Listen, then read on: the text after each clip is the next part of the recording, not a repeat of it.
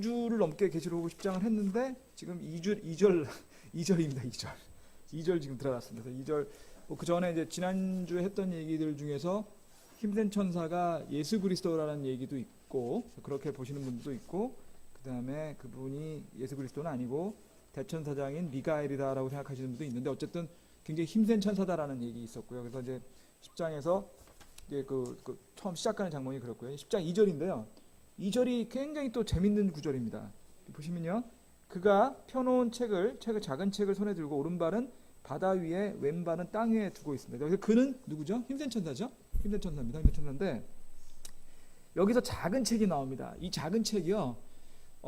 계시록 처음에 우리가 볼 때 그 일곱 봉인 뛸 때 기억나시겠지만 그때 책 받아가지고 봉인 띄는 거 나오죠. 어린 양이 책을 받아가지고 봉인 띄기 시작했지 않습니까? 기본적으로 그 책과 같은 책이라고 생각하시면 됩니다. 같은 책이고요. 그러면 그때 제가 뭐라고 말씀드렸죠? 그 책이 뭐라고 말씀드렸죠? 이 지구의 소유권 증서라고 말씀드렸죠. 이 지구가 원래 그 주님께서 아담에게, 그러니까 인간에게 주신 지구인데 아담이 죄를 지는 바람에 이거를 사탄이 뺏어갔는데 그걸 갖다가 이제 주님이 그 다시 회복하는 과정이 계시록이다 이렇게 말씀드렸었는데 바로 그 책입니다. 근데 이 책을 말씀드리기 전에 지난 시간 말씀드리다가 다 못했던 걸 다시 한번 정리를 한번 하면요.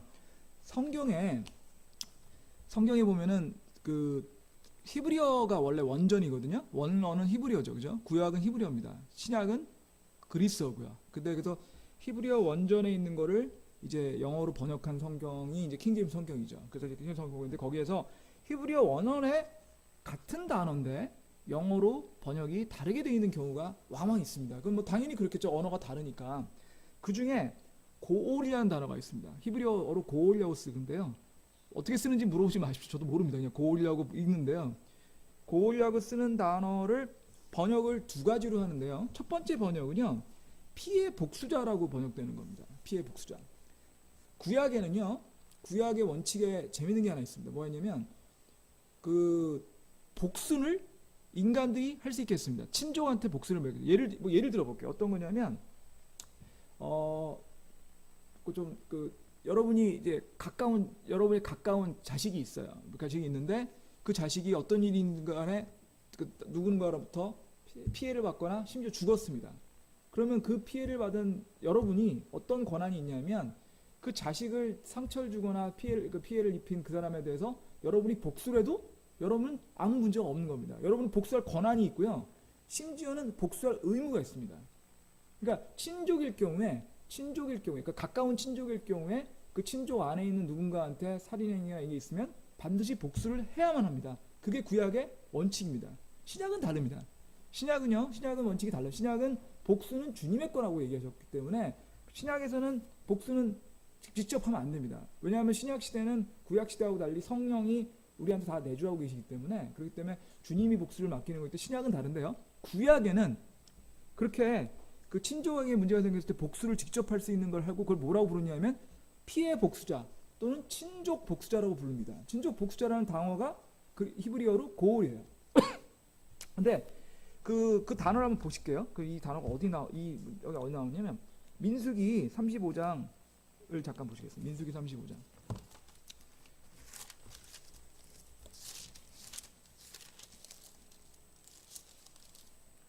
35장 19절입니다. 민수기 35장 19절.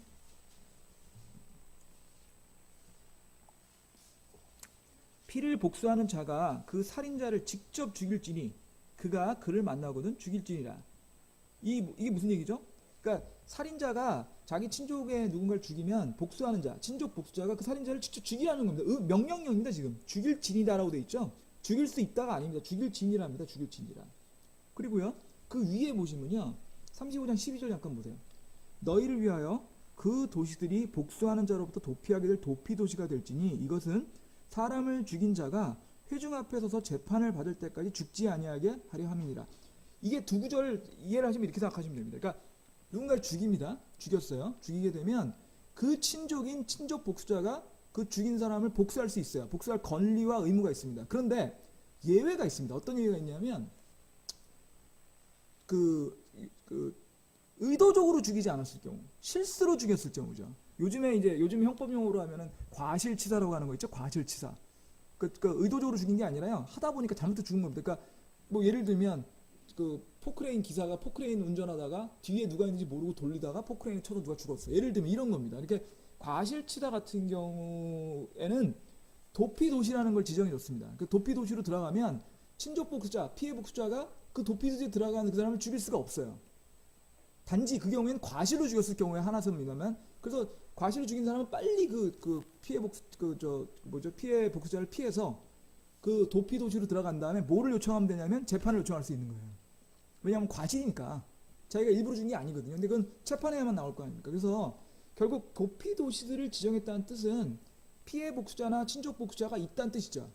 친족 복수자가 있으니까 과실치사했을 경우에 한해서 예외적으로 도피도시에서 좀 그 보호를 받게끔 해준 거죠. 하지만 도피도시를 잊어버리시고, 그건 예외니까 잊어버리고 생각하시면, 만약에 누군가가 누군가를 죽여요. 그럼 죽인 사람의 가장 가까운 친족이 그 사람을 복수할 수 있는 겁니다. 이게 구약의 원칙이에요.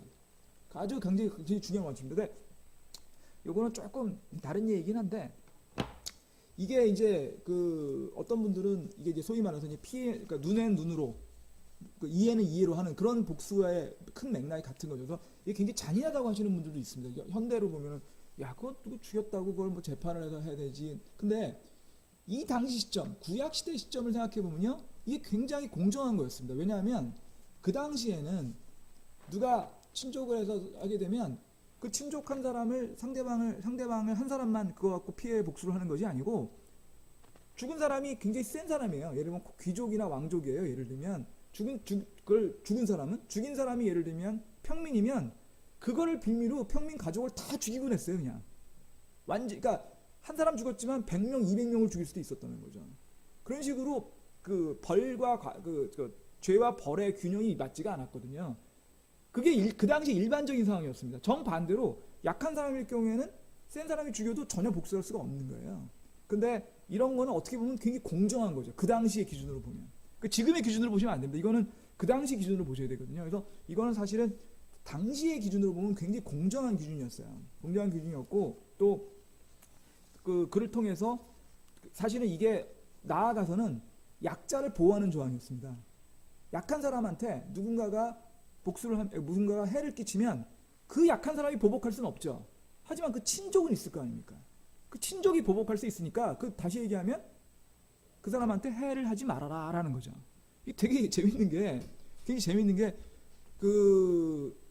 제가 몇 번 말씀드린 것 같은데, 그 게임 시오리라고 하는 게임 이론이라고 하는 경제학 법칙이 있거든요. 그거는 뭐냐면 내가 어떤 행위를 했을 때 상대방이 어떤 행위를 할 거는가를 학문적으로 공부하는 학문입니다. 근데 그 게임 이론에 의하면요, 그거는 이제 우리나라에 해당되는 사항은 사실 아니었고 원래 미국에 해당되는 사항이었는데, 어떤 거냐면 그때는 소련이 있었으니까 소련에서 핵미사일을 가지면 가장 안전한 방어 조치는 우리도 핵미사일을 갖는 거예요. 상대방이 공격을 하면 나도 보복할 수 있다라고 해야만 공격을 안 한다는 거죠. 그게 게임 시오리 원리입니다. 원리. 그러니까 사실은 상호 보복을 할 수 있어야만 상대방이 공격하지 않겠다. 그러니까 결국 이런 피해 복수자가 그런 게임 시오리 이쪽 이론에서 관점을 생각해 보면, 이거는 죽여라가 아니라 죽일 수도 있으니까 공격하지 말란 뜻이 되는 거죠. 상당히 합리적인 겁니다. 그렇게 생각하면. 그러니까 이게 단순히 피해 복수자로서 보시지 마시고 그런 맥락에서 보시면 되는데, 그래서 또 성경에 또 어떤 구절이 있냐면요, 출애굽기 22장 잠깐 보실래요? 출애굽기 22장 22절. 지금 제가 말씀드린 내용이 출애굽기에 나옵니다. 출애굽기 22장 22절입니다. 제가 읽겠습니다. 너희는 과부나 아버지 없는 아이를 괴롭히지 말지니라.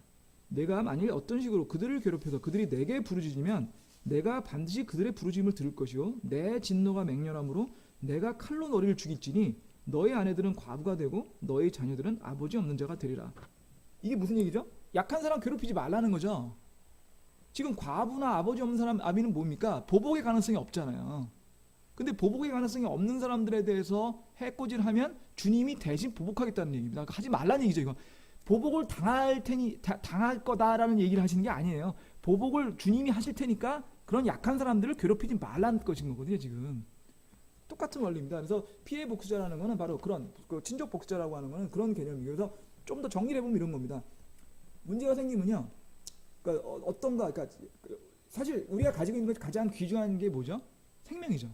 그 생명을 만약에 누군가가 뺏어가면 우리 친족 중에서, 나의 가까운 친족 중에서 그 생명을 뭐 되찾아올 수는 없지만 되찾아오는 게 준하는 어떻게 보면 보복을 할 수 있게끔 하는 게 고을입니다. 그걸 이해하셔야 돼요. 뭐냐면 나이가 아니더라도 나와 가까운 사람이, 나와 같은 친족이, 나와 피를 나눈 나와 비슷한 사람이 나를 대신해서 내가 뺏긴 거를 보복을 해주는, 그게 고을입니다. 이건 이해가 되셨죠? 근데 피해 복수자라고 하는 이 고을이라는 단어가 또 다른 단어로 번역이 됩니다. 영어에서 그거는 친족 복수자가 아니라 이번에는 친족 구속자라는 거로 번역이 됩니다. 친족 구속자가 뭔지 이제 설명을 드릴게요. 성경에서 여러분들 그 느끼셨는지 모르겠는데 성경에서는 어떻게 되냐면 땅을 굉장히 중요하게 여기세요. 하나님이. 그래서 오늘 오전 설교에 보면은 이제 여호수아기 하면서 여호수아기에서 이제 땅을 분배하는 장면 직전까지 지금 와 있는데요. 그걸 설명을 줄 건데 주님께서 땅을 그 분배를 12지파한테 분배를 해주시고요. 그 12지파 사람이 아닌 사람한테는 매매도 안 되고 매각도 안 되고 상속도 안 되게끔 만들어 주셨어요. 그 12지파의 땅을 계속 유지시켜 주셨거든요. 땅을 주님이 주신 거는 그 주님이 받은 사람만이 쓰게끔 하셨습니다. 여기에는 어떤 원리가 숨어 있는 거냐면 땅은 주님 거라는 거죠. 주님 거예요. 그리고 12지파는 뭐냐면 주님이 그 사람들한테 빌려준 거예요. 정확히 말하면 임대료 없이 무상으로 빌려준 겁니다. 그러면 무상으로 임대 없이 빌려준 사람은 그거를 사용할 수는 있지만 소유하는 게 아니잖아요. 그러면 자기 마음대로 남한테 넘길 수가 없는 거죠. 그 자기 가족에 있는 사람을 이용할 수 있는, 가족에 있는 사람을 사용할 수 있는 겁니다. 그 땅의 모든 궁극적인 소유권은 주님에 있다는 생각을 하시면 이런 이제 이 전체 맥락을 이해할 수 있는데요. 근데 사람이 살다 보면 여러 가지 일이 생길 수 있죠. 여러 가지 일이 생길 수 있어가지고 어떤 경우가 생길 수 있냐면 A라는 지파에 예를 들어볼게요. 예를 들면 갓지파에 있습니다. 제가 갓지파 사람입니다. 제가 갓지파 사람이어도 내 땅을 가지고 있어요. 근데 문제는 제가 좀 멍청해가지고 뭐 장사를 하다가 망했어요. 그래서 땅을 팔아서 그걸 갚을 수밖에 없는 입장이었습니다. 그걸 땅을 팔아가지고 원래 땅을 팔면 안 되는데 뭐 어쨌든 그 땅이 그러니까 물리적으로 내 소유처럼 되어 있으니까 그 땅을 팔아서 갚았어요. 이거 빚을 갚았어요. 그러다 보니까 땅이 없어졌습니다. 가난뱅이가 됐죠. 그 경우에 어떤 게 있냐면 그럼에도 불구하고 희년이라는 거 들어보셨죠? 희년이 뭐냐면 7년이 7번 있는 겁니다. 그러니까 7년이 안식년이거든요. 7년이 7번 있으면 49년이죠. 그 49년이니까 50년쯤 되겠죠. 희년이 되면 내가 그 땅을 팔아서 소유권을 넘겼더라도 그 땅은 다시 내게 됩니다. 그 얘기 뭐냐면 땅에 대해서 내가 가지고 있는 권리는, 내가 팔 수 있는 권리는 50년간의 사용권이라는 거예요. 맥시멈. 제가 예를 들면 20년 썼어요. 그럼 나머지 30년 기간이 되면은 결국 그걸 다시 돌려줘야 되는, 그게 이제 이스라엘 원칙이에요. 근데 이런 원리를 우리나라에서는 조금 이해가 안 되시는 분들이 있는데 사실은 이게 지금도 있습니다. 베트남이나 또 아니면은 중국 같이 이제 공산주의 국가에 가면요, 공산주의 국가는 토지 국유제거든요. 토지가 전부 정부 거예요. 그러면 개별 기업이거나 개인이 갖고 있는 건 사용권입니다. 사용권. 토지 소유하는 게 사용권. 그래서 보통 얼마의 사용권을 주냐면 적게는 50년, 많게는 99년의 사용권을 줍니다. 그러니까 사용권을 매매하는 겁니다. 그럼 어떻게 되냐면 내가 사서 한 90년이 남아 있으면 가격이 비싼 거죠. 쓸 수 있는 게 90년이니까. 근데 5년밖에 안 남아 있어요. 예를 들면. 그럼 당연히 그 가격이 낮아지는 거예요. 그러니까 사용 기간에 남아 있는 기간 갖고서 가격이 바뀌거든요. 그런 개념을 생각하시면 이 개념이 이해돼요. 그러니까 다시 말씀드리겠는데 주님의 입장에서 보실 때는 이 땅에 있는 모든 땅은 주님 거예요. 우리는 뭐가 있죠? 소유권만 있습니다. 그러니까 우리 원래 팔고 사면 안 돼요. 그럼에도 불구하고 팔고 사더라도 50년이 되면, 희년이 되면 다시 원상복구하게끔 돼 있습니다. 그런데 그 50년 안에의 기간을 보자 이거죠. 안에의 기간이 있어요. 제가 땅을 팔고요. 알거지가 됐습니다. 근데 땅을 다시 갖고 싶어요. 땅을 다시 되찾고 싶습니다. 그럼 어떻게 해야 되느냐? 내가 돈이 있으면 내가 돈이라고 하면 되는데 안 되잖아요. 그러면 저랑 제일 가까운 친족이 그 땅을 되사줄 수 있습니다. 근데 되사준다는 말이 영어로는 리딤이라고 되어 있습니다. 리딤, 되사준다는데 그걸 우리 저 솔직히 가끔 이게 물론 저희 킹제임스 성경이 한글로 번역된 게 감사하고 고맙긴 한데 영어 킹제임스 성경은 정말 좋은 킹제임스 성경인데요. 한글 킹제임스 번역 중에 약간 마음에 안 들 때가 왕왕 있습니다. 그러니까 이건 이제 그 저 번역하신 분이 이거 어떤 목사님이 번역하셨잖아요. 근데 목사님이 번역하시면 근데 물른다고 번역이 돼 있어요. 영어를 보면 리딤이라고 돼 있습니다. 리딤은 사실은 물른다는 뜻보다는 되산다에 더 가깝거든요. 생각해 보세요. 되산다는 말은 더 머리 딱 들어오지 않아요. 물른다고 그러면 꼭 하자 있는 거 물르는 것 같지 않으세요? 물른다고 그러면 마치 무슨 뭐 이케아에서 물건 샀다가 거기 상처 있으면 가서 바꾸는 것 같지 않습니까? 근데 사실은 그런 뜻보다는 되사주는 개념이 더 가깝다고 저는 느끼거든요. 근데 하여튼 성경에 물른다고 돼 있습니다. 근데 제 편의상 그냥 저는 되산다고 말씀드릴게요. 되산다고 말씀드릴 텐데 되사주는 거예요. 친족이. 내가 사이로 했는데 내가 살 능력이 없으니까 내 가까운 친척 중에서 부자가 되사주는 겁니다. 그래서 그 친족 구속작도 고울랴고 불러요. 근데 아까 그 친족 복수자랑 친족 구속자가 다른 그 의미도 있지만 개념적으로 비슷한 느낌이 안 드세요? 친족에 가까운 사람이 나의 가장 중요한 걸 뺏겼을 때 되찾아주거나 복수해주는 거 아닙니까? 그런 뜻은 같은 얘기죠.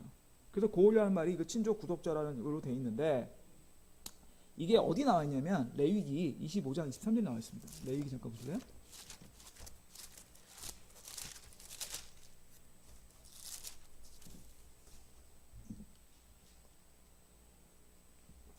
이게 이제 제가 이번에 지금 새로 킹제임스 성경 번역하고 계신 건 알고 계시죠? 지금 이번에 그 킹제임스 성경 다시 번역하고 계신데 그 번역본은 어떻게 되는지 한번 좀 보고 싶은데요. 제가 성경에서 제일 헷갈렸던 번역 중에 하나입니다. 이게 물은다고 돼 있거든요. 그 소유물을 무르는 방법 돼가지고 23 볼게요. 땅을 영원히 소유할 수 없나니 땅은 내 것이라 너희는 나그네요 나와 함께 머무는 자냐. 지금 땅은 주님 거라는 얘기입니다. 내 소유의 땅에서 너희는 땅에 무르는 것만 허락한다는 얘기고요. 만일 내 형제가 가난하게 되어 자기 소유 중 얼마를 팔았는데 그의 친족이 와서 그걸 물으려거든 그는 자기 형제가 판 것을 물을 것이요 만일 그 사람이 그걸 물을 사람이 없고 그 사람이 그걸 물을 힘이 없거든 그는 그걸 타넷을 해요 자기가 그걸 판 사람에게 그 남은 값을 돌려주고 자기는 자유스스로 돌아갈 것이냐. 그러나 그가 그것을 자기에게로 되돌리는 능력이 없으면 그 판 것이 희년이 될 때까지 그걸 산 자의 손에 있다가 희년에 돌아가니 그는 자기 사유로 돌아가리라. 여기서 물은다는 얘기를 되산다는 얘기로 한번 바꿔서 읽어보겠습니다.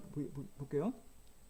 25절 읽어보겠습니다. 만일 내 형제가 가난하게 되고 자의 요소유주 얼마를 팔았는데 그의 친족이 와서 그것을 되사려거든 그는 자기 형제가 판 것을 되살 것이요 만일 그 사람이 그것을 되살 사람이 없고 그 사람 자식이 그걸 되살 힘이 없거든. 이렇게 해석하시면 26장이 조금 더 이해가 쉬우시죠? 되사는 게 되사는 거.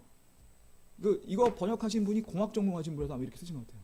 뭐 언어적으로 좀 약간 전 잘못 쓰신 것 같습니다. 죄송합니다만 잘못 쓰신 것 같아요. 그래서 그렇고요.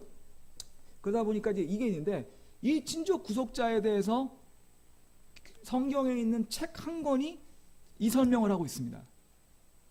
어디 설명하고 있냐면 룻기에서 설명하고 있어요. 룻기에 보면요. 이 인족 구속자가 아주 그냥 사례 분석을 해가지고 아주 완벽하게 나와 있습니다.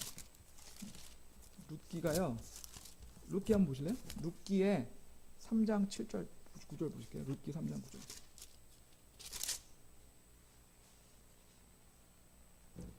룻기 3장 9절 보실게요. 그가 이르되 내가 누구냐 하며 그녀가 대답하되 나는 당신의 여종 루시오니 그러므로 당신의 옷자락으로 당신의 여종을 덮으소서 당신은 가까운 친족이니이다 하죠. 이제 이 친족 구속자라는 개념이 없으면 이게 뭔 소리가 하는 거예요. 이게 뭔 소리 하는 거예요 지금. 그렇죠. 이게 가까운 친족이라는 얘기를 왜 하냐 이거죠. 한밤중에 나타나가지고. 그죠? 근데 중요한 얘기는 4장에 있습니다. 4장을 볼게요. 그때 보아스가 성문에 올라가서 거기 앉는데 보라 보아스가 말하던 친족이 지나가며 보아스가 그에게 이르되 어이 아무개여 돌이서서 이리로 와서 앉으라 하니 그가 돌이서서 앉음에 보아스가 도시의 장로 10명을 데려다 이르되 당신들은 여기 앉으라 하니 그들이 앉더라. 보아스가 근처에 이르되 모압 지방에서 나오미가 우리 형제 엘리멜렉의 땅을 팔므로 내가 내 백성의 장로들 앞과 거주민 앞에서 그걸 사노라 말하여 내게 알려줘 생각하였노라. 내가 이것을 물으려기는 물으려니와 내가 물으지 아니하거든 내게 구하여 내가 알게 하라. 너 외에는 그것을 물을 자가 없으며 너희 다음은 아니라 하며 그가 이르되 내가 그것을 물으리라 하니 그때 보아스가 이르되 내가 나오미의 손에서 그 밭을 사는 날에는 죽은 자의 아내인 모압 여인 루에게서 반드시 그걸 사서 그 죽은 자의 상속재산을 위하여 그 이름을 일으켜 생각할지니라. 그 친족이 이르되 나는 내 생사전에 손해가 있을까 없냐하여 나를 위해 그것을 물을 수 없나니 나의 물을 권리를 내게 추하라. 나는 그것을 물을 수 없노라. 이 무슨 얘기일까요? 이 무슨 얘기냐? 뭐냐면 나오미가요. 나오미 누구죠? 룻의 그 시어머니죠. 근데 이 룻은 모압 여인이지만 나오미는 유대 여인이었어요. 그죠? 근데 그 나오미의 남편인 그 룻은 모압 여인이었지만 이 집안은 유대 집안이었죠. 그래서 그 지금 땅을 팔았어요. 그 룻의 장인, 룻의 시아버지가 가지고 있던 땅을 팔아서 이제 나오미나 룻은 가진 땅이 없습니다. 지금 자기 고향으로 돌아왔는데, 근데 그거를 누군가를 통해서 되사주고 싶은 거예요. 되샀으면 좋겠는 거예요. 근데 자긴 돈이 없거든요. 그러니까 친족한테 가서 되사달라고 얘기하고 있는 겁니다, 지금. 근데 보아스는 가장 가까운 친족이 아니었던 모양이에요. 더 가까운 친족이 있었던 모양입니다. 그래서 가까운 친족한테 가서 룻과 나오미죠, 여기서는. 나오미와 룻을 이용해서 그거를 모른다고 생각하지 마시고 되산다고 얘기했죠. 그 판 땅을 되살게 해주세요 했더니 그 제일 가까운 친족이 나는 싫습니다 얘기한 겁니다. 지금 나는 싫다. 그걸 되사주면 내 재산에 문제가 생길 것 같아서 난 싫다. 이렇게 얘기했어요. 그랬더니 그 가장 가까운 친족보다 그 다음 친족 보아스가 그럼 내가 할게 이렇게 되는 겁니다. 이해되세요? 그러니까 가까운 친족한테 간 거예요. 친족한테 가서. 근데 그 친족이 보아스도 아니었고 다른 사람한테 갔는데 그 사람이 안 한다고 그러니까 보아스가 가서 결국 순서대로 가까운 순서대로 있는 친족이 이 땅을 룻과 나오미를 위해서 다시 사준 겁니다. 그러면 이 사람 보아스는 어떤 능력이 있는 거죠? 재산이 있는 거죠. 이걸 되사줄 만한 재산이 있는 거죠. 능력이 있는 거죠. 금전적으로. 두 번째는 그걸 실행할 수 있는 힘도 있는 거죠. 금전은 있지만 그걸 직접 실행할 수 없는 힘이, 뭐 예를 들면 아무런 물리적 능력이 없으면 그걸 되살 수 없을 테니까. 어쨌든 되사주는 거를 지금 하고 있는 거죠. 그래서 이 보아스가 친족 구속자고요. 친족 구속자로서 지금 룻을 대속하는 얘기가 룻기예요. 룻기입니다. 그러니까 사실 룻기가 뭐 읽기가 되게 쉬운 책이고 재밌는 책이어가지고 그냥 별 생각 없이 쭉쭉 읽으시잖아요. 저도 그렇게 읽었거든요. 근데 사실은 이게 왜 여기 껴있을까 했습니다. 저는. 그런 생각 안 드세요? 이거 뭐 사무엘기라든지 앞에 사사기라든지 하면은 이게 뭐 역사적인 얘기잖아요. 사무엘은 왕에 대한 얘기고요. 그 뒤에 열왕기도 왕에 대한 얘기고 사사기는 왕은 아니지만 재판관에 대한 얘기지 않습니까? 거기 생뚱맞게 룻이 들어와가지고 보아스하고 했다는 얘기하면, 그러니까 좀 심하게 얘기하면 룻이 보아스하고 재혼하는 얘기처럼 보이거든요. 뭔가 싶은데 친족 구속자라는 개념으로 하게 되면 무지하게 중요한 구조이 되는 거죠.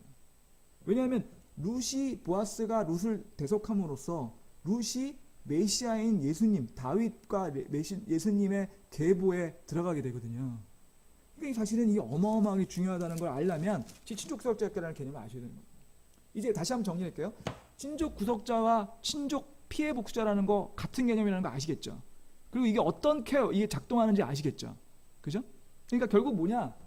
이 주님이 만든 율법에 의하면, 주님이 만드신 이 세상의 법에 의하면 내가 가진 가장 중요한 걸 뺏기면 그걸 누군가가 되찾아 주셔야 됩니다.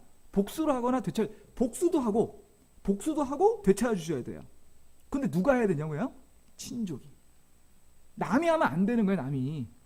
예를 들면 저희 큰애나 둘째한테 해코지가 생기거나 걔가 뭘 재산을 뺏기면 나나 나의 주위에 있는 내 그 친족이 해야지 남이 하면 안 되는 거예요, 남이 하면 할 수가 없다는 거예요, 지금.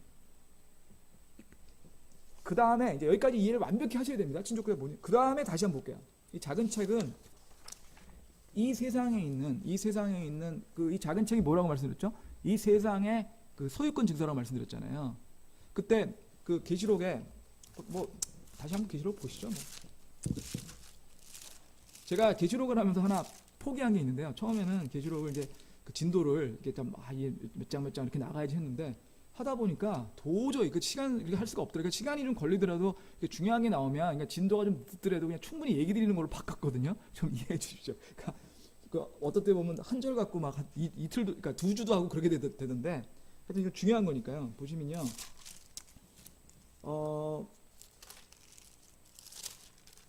5장 보실래요? 5장. 계시록 5장입니다. 5장 1장을 보시면요, 거기 왕자에 앉으신 분의 오른손에 책이 있는데 그것은 왕과 뒷면에 글이 적혀 있고 7 봉인으로 봉인되었다 했었지 않습니까? 그죠? 그리고 그 다음에 또 내가 보면 또 여기서 힘센 천사가 나오죠. 한 힘센 천사가 큰 소리로 공포하기를 누가 그 책을 펴며 그것에 봉인을 떼기에 합당하냐 하는데, 제가 이거를 그때 그렇게 설명드렸습니다. 이게 등기권리증. 여러분 등기권리증이라는 거 아시죠? 그러니까 그게 뭐 그 옛날 분들 말씀에는 뭐 집문서라고 하는 겁니다. 집문서, 땅 문서 하게 되면 등기권리증이 나오고 등기권리증에 어떻게 되냐면요. 지금 현재 등기권리증 그렇게 돼 있어요. 등기권리증에 보면 앞에 이렇게 스티커가 붙어 있습니다. 그래가지고 여러분이 등기권리증에 있는 그 재산을 담보로 설정을 한다든지 보통 근저당 설정이라고 하죠. 근저당 설정한다든지 아니면 그걸 매매를 하거나 할 때는 그 봉행되어 있는 스티커를 띄게 돼 있습니다. 근데 그거는 반드시 그 소유권이 가진 사람이 띄게 돼 있어요. 안 사람이 띄면 처벌받게 돼 있습니다. 거기 적혀 있습니다. 이게 소유권자가 아닌 사람이 띄면 처벌받게 돼 있다고 적혀 있어요. 그걸 쭉 띄면은 그 안에 암호 같은 문자가 돼 있어요. 실제로 암호입니다. 그 암호가 붙어 있고 그 재산에 고유 암호 번호가 적혀 있습니다. 그 고유 암호 번호는 누구만 보게 돼 있냐면 권리 소유권자만 보게 돼 있는 거죠. 정리해 보겠어요. 등기권리증의 봉인은 소유권자만 띄게 돼 있는 거예요. 여기 책에 있는 봉인을 누가 띨 거냐라고 얘기하고 있지 않습니까? 힘든 천사가. 그건 뭐냐면 이 땅과 우주의 소유권 증서에 봉인을 띨 사람은 누굽니까? 소유권자죠.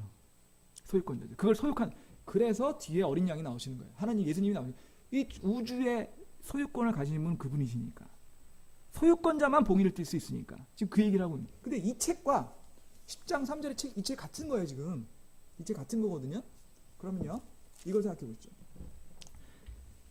아담이 이 지구, 그러니까 주님께서 이 지구를 창조하셨습니다. 그러니까 주님께서 이 우주를 창조하셨습니다. 우주를 창조하시고 에덴동을 만드시고 아담을 이 땅의 이 소유 주인으로 남겨주시고 번성하라고 하셨어요. 아담 거였습니다.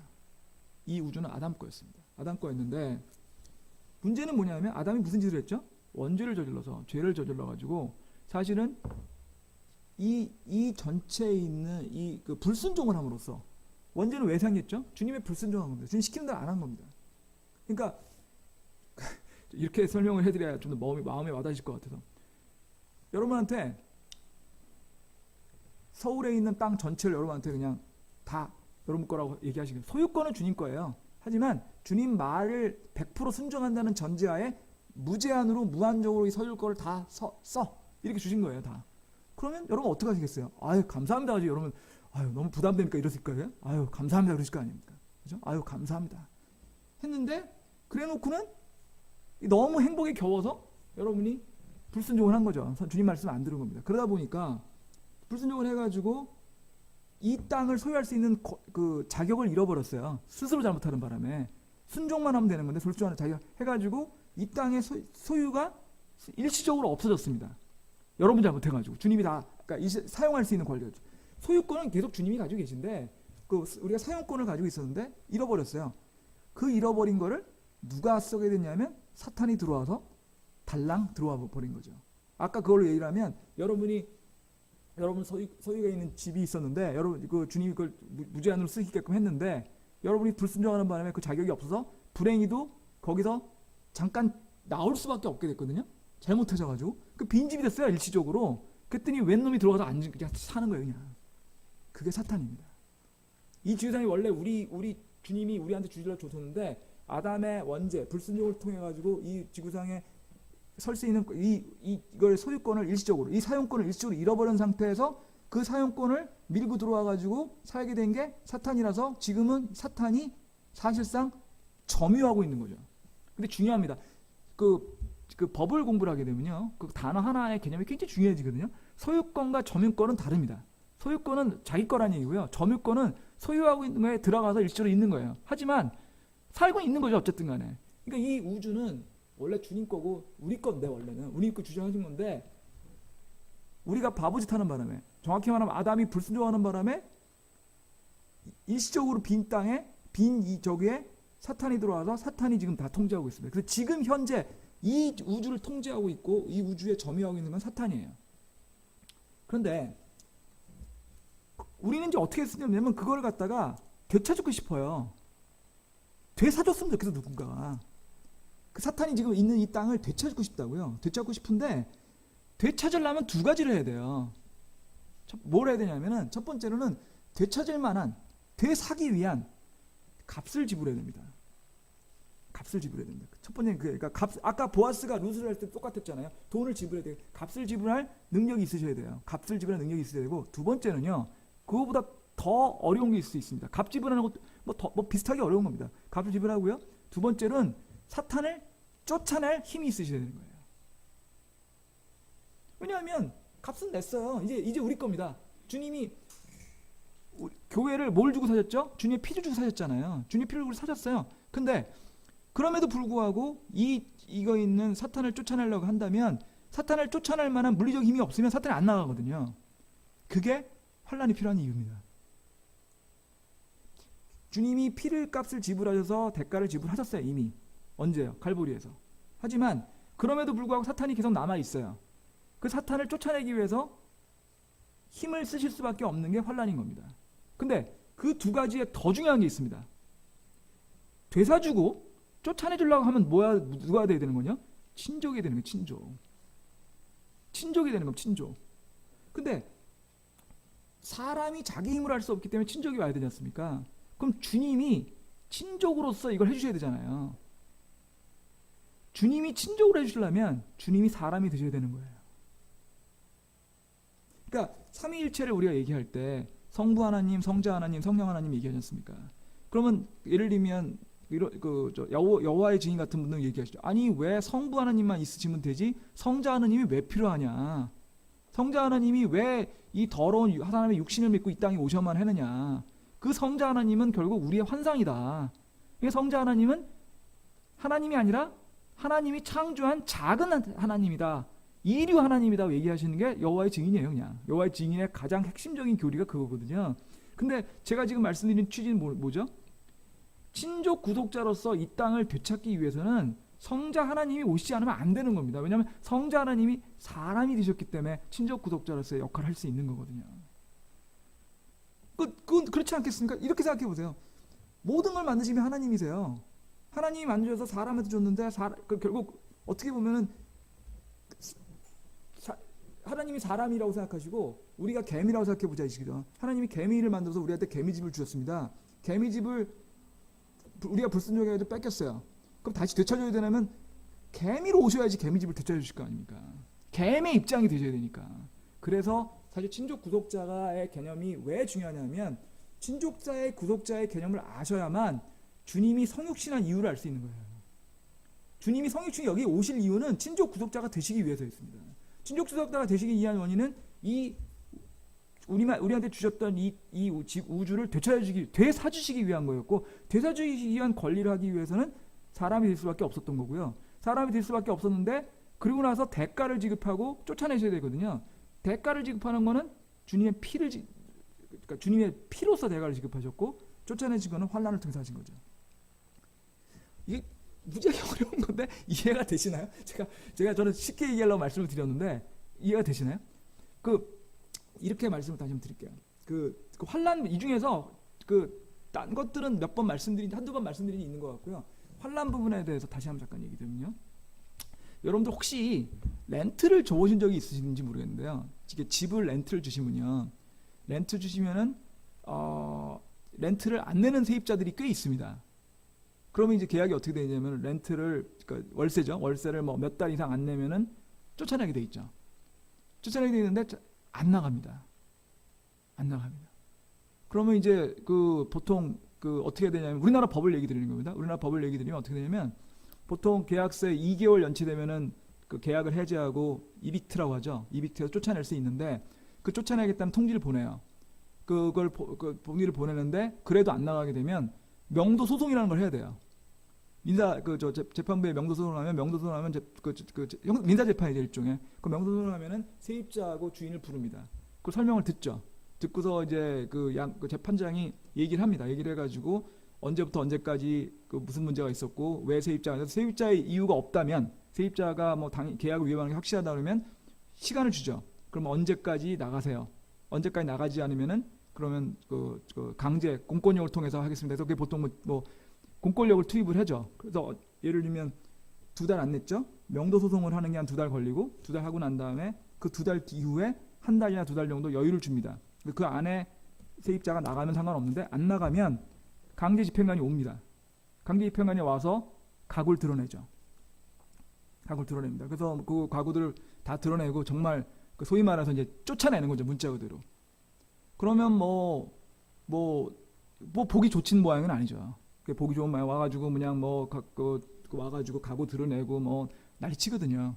그럼 이제 쫓아내고 새로운 세입자를 받는 이런 과정인데, 그냥 지나가는 사람이 보면요, 그냥 난리 난 거예요. 그냥 그 집에 있는 가구들 다 드러내고 뭐 거기 있는 사람들 울고 불고 난리치고 뭐 특히 거기에 뭐 예를 들면 뭐 갓난애가 있다든지 여자분들이 있어 막 울고 불고 하면 지나가는 사람들 보기엔 저거 뭐 저렇게 할까, 왜 저렇게 심한 짓을 할까, 저 집주인은 되게 피도 눈물도 없는 사람이다 라고 생각할 수 있죠. 그렇게 왜냐면 뭐 모르니까. 근데 집주인 입장에서 보면 2달 세입자 안 냈어요.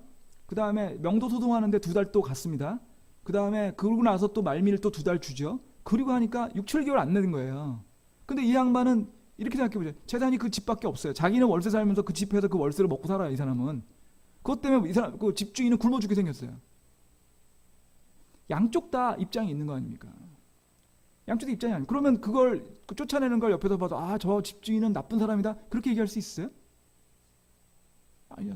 법이라는 게 좀 그럴 때가 있습니다. 저도 뭐 본의 아니게 세상 일을 살다 보면 법에 관련되는 일을 많이 하게 되는데, 법이 어떤 사람들은 비정하다 냉정하다 이렇게 할 수 있어요. 그건 그럴 수밖에 없는 게요, 누구나 자기 입장에서 생각하는 거기 때문에 법이라는 건 가운데일 수밖에 없거든요.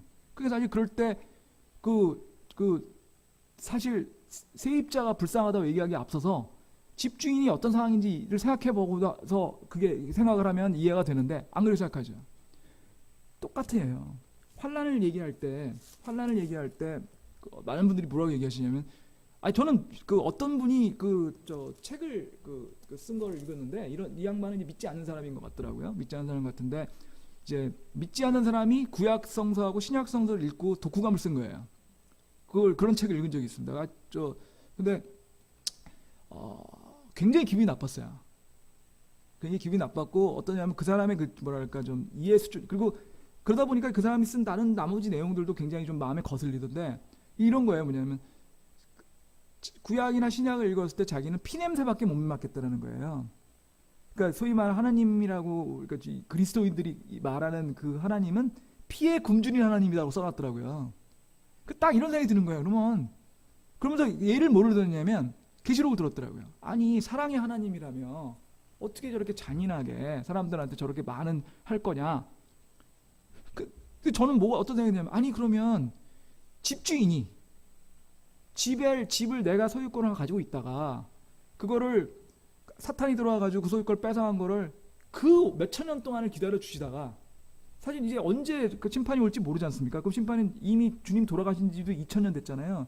그리고 그 이후에도 지금 뭐 앞으로 몇천 년인지 모를 거 아닙니까? 그러면 그때까지 기다리시다가 이제 겨우 집주인이 할 수 없이 그걸 되찾아 주시는 건데, 그게 피해적으로 생각한다면 집주인은 뭐냐는 거죠. 그래서 이게 잘 모르고 이해를 하면 이렇게 볼 수도 있겠다는 생각이 들긴 했는데, 우리는 알아야 되겠죠. 딴 사람들이, 믿지 않는 사람들이 뭐 성경을 보고 우리 믿으면 어떻게 하는 건 저는 솔직히 그렇게 생각합니다. 어쩔 수 없다고 생각합니다. 그거 전 설득하고 싶지도 않고요. 뭐 관심도 없어요. 뭐 그분들이 어떻게 생각하는지 어떻게 하겠습니까? 근데 진짜 슬픈 거는 믿는 분들 중에도 이해를 못하는 분들이 있다는 거죠. 그러니까 계시록을 보면서 왜 계시록에 하나님이 이렇게 무섭지? 왜 계시록에 하나님이 이렇게 심판하시지? 이렇게 생각을 하시거든요. 근데 오늘 제가 말씀드린 거, 친족 구속자라는 개념과 피해 복수자라는 개념을 합해서 생각을 하시면, 그냥 한 단어니까 주님이 되찾으시기 위해서는 친족이 될 수밖에 없고요, 되찾으시는 과정에서 복수를 하실 수밖에 없는 거예요. 왜? 안 나가거든, 사탄이. 사탄이 잘 나가면야 그런 일을 하겠습니까? 안 나가거든요. 그러니까 그 환란을 통해서만 그 사탄들을 갖다가 쫓아낼 수 있고 회개시킬 수 있기 때문에 부득이하게 하시는 거란 얘기죠. 그게 이제 오늘 그 피해 복수자라는 얘기 하시고요. 그 다음에 뭐 10장 2절까지만 끝내겠습니다. 지금 보면 그게 작은 책에 대한 얘기였고요. 40분 동안 그 작은 책 얘기했고요. 그 다음에 오른발은 바다 위에 왼발은 땅에 있습니다. 이게 지금 발을 땅에 둔다라는 얘기가 뭐냐면 정복자라는 뜻입니다. 근데 성경에서는요, 보통 바다는 이방인을 상징합니다. 좀 이따가 이제 저희가 뒤에 계시록 뒷장에 보시면은 이제 뒷부분 13장인가에 보시면 이제 뭐가 나오냐면 적그리스도하고 거짓 대언자 나올 때 이제 그 설명을 드릴 텐데요. 보통 성경에서 바다 하면 이방인들, 유대인이 아닌 이방인들을 보통 얘기를 하고요. 그다음에 땅은 유대인을 상징합니다.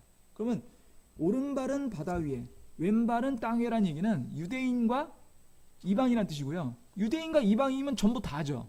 왜 그렇죠? 지금은 크리스찬은 없잖아요. 유대인과 이방인을 제외하고는 크리스찬이거든요.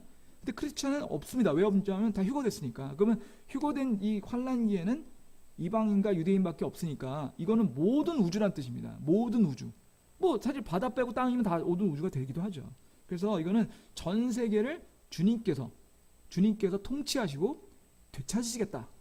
다시 사시겠다라는 뜻을 얘기하고요. 근데 밤따라고 하는 게요. 여러분들 혹시 이게 뭐 우리나라에는 이제 땅들이 워낙 촘촘하게 있어가지고 근데 이제 특히 미국 같은 데 가다 보면 이게 쭉 길 가다가 길이 막혀 있는 경우가 왕왕 있습니다. 길이 막혀 있고 철조망 같은 게 쳐 있고 이렇게 붙어 있습니다. 그러면 이제 우리나라로 번역하면 이렇게 돼 있죠. 사유지, 입출입 금지 이렇게 써 있어요. 그러니까 영어로 이제 no trespassing 이렇게 돼 있죠. 뭐 personal property, no trespassing 이렇게 돼 있습니다. 그러면 그게 뭐냐면 내 땅이니까 너네들이 발을 밟고 지나가지 마세요. 이건 나만 밟고 지나가겠습니다. 이런 뜻이거든요. 밟는다는 뜻은 소유한다는 뜻이 있습니다. 그러니까 여기서 지금 밟는다고 하는 거는 이 전체 이 우주를 되찾으시겠다는 얘기인데 거기에는 무슨 뜻이 있죠? 이 땅, 이 우주에는 주인이 있으시다는 얘기입니다. 진정한 주인이 계시고요. 진정한 주인이신 주님께서 이 우주를 되찾으시겠다.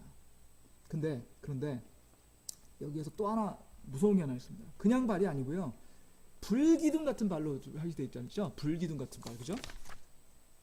이 불기둥 같다는 발이 이 구절에는 안 나오는데 그 앞에 구절들 보시면 불기둥 같은 발로 밟는다는 얘기가 나오거든요. 그게 뭐냐면 소유하시긴 하시는데 심판을 먼저 하시겠다는 겁니다. 불기둥을 통해서 심판을 하시고, 그러니까 이렇게 보시면 되죠. 환란기 다음에 뭐가 오죠? 천년왕국이 오죠. 천년왕국은 주님이 완전히 소유하시던 그거 주님이 통치하시는 땅이지 않습니까? 그러니까 주님이 천년왕국이 오시기 전에는 환란이 있다는 뜻입니다. 불기둥을 통해서 밟으시겠다는 거니까.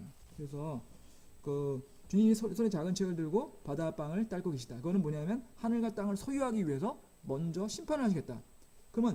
그러면 심판을 하시는 과정을 왜 이렇게 길게 설명하셨냐? 주님께서는 이 과정을 통해서 조금이라도 많은 사람들이, 사탄의 통제하에 있는 조금이라도 많은 사람들이 회개하고 그 전에 빨리 최후의 심판을 받기 전에 빨리 돌아오시기를 바라시기 때문에 그렇죠. 말 안 들으니까 겁을 주시고 야단을 치시는데 그 야단을 치시는 기간을 일부러 가져서 그 기간 내에 한 번 더 회개하게끔 하시는 기간이 이라는 얘기죠. 그래서 지금 이제 펴놓은 작은 책이라는 거는 소유권 증서라는 얘기고요. 그래서 마지막으로 한 구절만 보고 끝내시겠습니다. 로마서 2장 5절 보시겠습니다. 로마서 2장 5절.